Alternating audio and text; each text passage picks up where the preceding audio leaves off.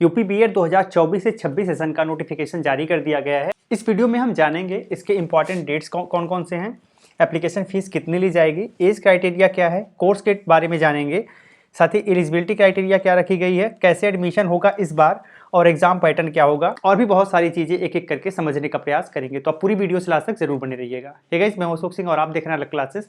चलिए वीडियो को शुरू करते हैं। हमेशा अपडेट रहने के लिए सब्सक्राइब करें और फिर बेल आइकॉन पर क्लिक करें। तो सबसे पहले हम यहाँ पे इम्पॉर्टेंट डेट देख लेते हैं। तो जो यहाँ पे एप्लीकेशन स्टार्ट होने वाला है वो 10 फरवरी को स्टार्ट हो जाएगा। आप 10 फरवरी से इसका ऑनलाइन आवेदन कर सकते हैं।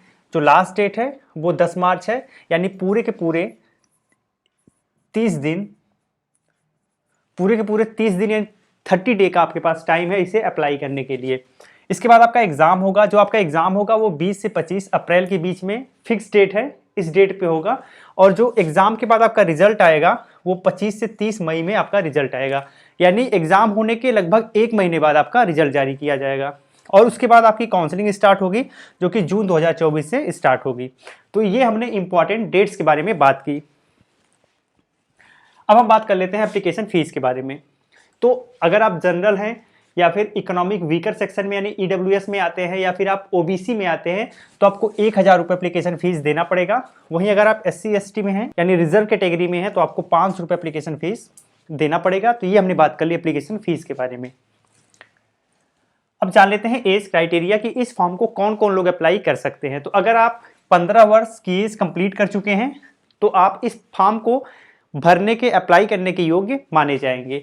साथ ही साथ मैक्सिमम एज की कोई लिमिट नहीं है, आप किसी भी एज में बीएड कोर्स कंप्लीट कर सकते हैं। अब बात करते हैं कोर्स के बारे में थोड़ी सी। तो यहाँ पे जो आपका बीएड है इसका पूरा नाम है बैचलर ऑफ एजुकेशन। बेसिकली ये जो अभी नोटिफिकेशन जारी किया गया है या 2 वर्षीय बीएड के लिए नोटिफिकेशन जारी किया गया है, यानी 2 ईयर कोर्स के लिए ये नोटिफिकेशन जारी किया गया है। एंड इसमें कहीं कहीं पर ईयरली होता है, जहाँ पे first year and second year 2 year में होता है, और कहीं कहीं पर सेमेस्टर वाइज होगा, जिसमें फर्स्ट सेमेस्टर सेकेंड सेमेस्टर आपके पहले ईयर में होगा और सेकेंड ईयर में आपके थर्ड एंड फोर्थ सेमेस्टर लिए जाएंगे। इस कोर्स में आपको थियोरी के साथ साथ प्रैक्टिकल, कुछ को करिकुलर एक्टिविटीज़ और आपकी इंटर्नशिप, ये सारी चीज़ें होती हैं। यह एक डिग्री कोर्स है और बेसिकली इसका यूज़ टीचिंग करियर के लिए किया जाता है। जैसे अगर आप अपर प्राइमरी टीचर बनना चाहते हैं या फिर टीजीटी के लिए जाना चाहते हैं या फिर पीजीटी के लिए जाना चाहते हैं तो आप इस बीएड का यूज़ कर सकते हैं। एंड इस बार जो एंट्रेंस एग्ज़ाम ऑर्गेनाइज करवाया जा रहा है वो बुंदेलखंड यूनिवर्सिटी झांसी के द्वारा ऑर्गेनाइज करवाया जा रहा है, तो ये भी आपको ध्यान रखना है। अब एलिजिबिलिटी क्राइटेरिया के बारे में जान लेते हैं। तो अगर आप इस फॉर्म को अप्लाई करना चाहते हैं इस बार, तो बेसिकली ग्रेजुएशन आपका कंप्लीट होना चाहिए, या फिर आप ग्रेजुएशन के अपीयरिंग में हैं तो भी आप इस फॉर्म को अप्लाई कर सकते हैं। लेकिन ग्रेजुएशन फाइनल होते होते आपका 50% मार्क्स एटलीस्ट होना चाहिए अगर आप अनरिजर्व कैटेगरी में हैं। तो अगर आप रिजर्व कैटेगरी में हैं तो कम से कम 5% यहाँ पे आपको डिस्काउंट मिल जाएगा, तो 45% के बेसिस पे आप कर सकते हैं।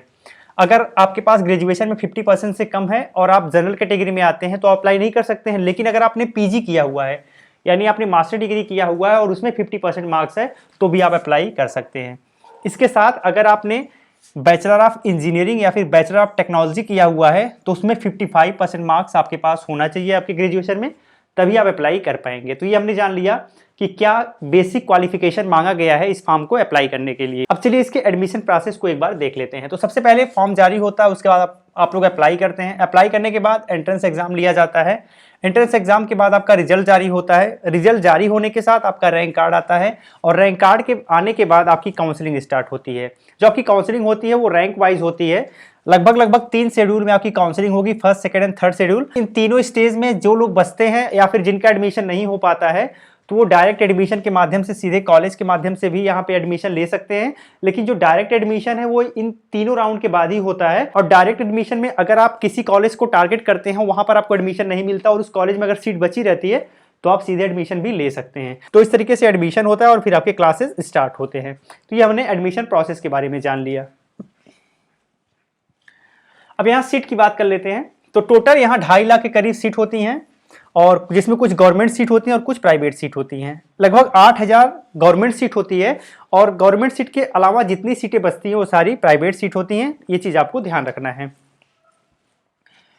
गवर्नमेंट कॉलेज में अगर फीस की बात करें तो लगभग 5,000 से 20,000 रुपए के बीच में आपकी फीस लगती है पूरे कोर्स की। वो कॉलेज बाई कॉलेज डिपेंड करता है। एंड प्राइवेट कॉलेज में 80,000 से लेके 1 लाख रुपए पूरे कोर्स की फीस आपको देनी पड़ सकती है। यहाँ पर आपको बता दें कि आपको फर्स्ट ईयर में लगभग 52,250 रुपये आपको पहली बार देना पड़ता है और 30,000 रुपये आपको दूसरे ईयर देना पड़ता है।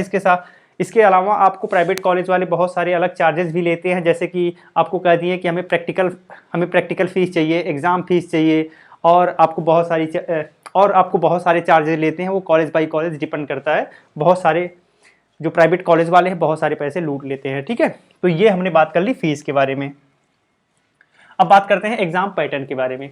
तो यहाँ पे जो आपका एग्जाम है वो ऑफलाइन होता है। ऑब्जेक्टिव टाइप के क्वेश्चन पूछे जाते हैं एंड पेपर यहाँ पर 2 आपको देना पड़ता है, first paper and second paper. 2 paper देना पड़ता है। जो यहाँ फर्स्ट पेपर होता है इसमें 2 पार्ट होते हैं। सबसे पहले जीके पूछा जाता है और दूसरे में लैंग्वेज पूछा जाता है। लैंग्वेज में आपके पास 2 लैंग्वेज होता है, आप हिंदी ले सकते हो या फिर आप इंग्लिश ले सकते हो। ये आपके ऊपर पूरी तरह से डिपेंड करता है। फॉर्म भरते समय आप मेंशन कर देना। जीके जो है उसमें 50 क्वेश्चन होते हैं, 100 नंबर के होते हैं, और लैंग्वेज में आप 50 क्वेश्चन पूछा जाएगा, 100 नंबर का पूछा जाएगा। अगर इन दोनों को हम मिला दें तो आपसे 100 क्वेश्चन पूछा जाता है, 200 नंबर का होता है और 3 घंटे का टाइम होता है। इसके बाद आपको फिर गैप मिलता है और कुछ गैप मिलने के बाद फिर से आपका सेकेंड राउंड का एग्जाम स्टार्ट होता है, सेकेंड पेपर, जिसमें जनरल एप्टीट्यूड टेस्ट के 50 क्वेश्चन 100 नंबर के होते हैं और दूसरा सब्जेक्ट एबिलिटी, इसके 50 क्वेश्चन 100 नंबर के होते हैं। अब यहाँ आपको समझना पड़ेगा कि सब्जेक्ट एबिलिटी का क्या मतलब है।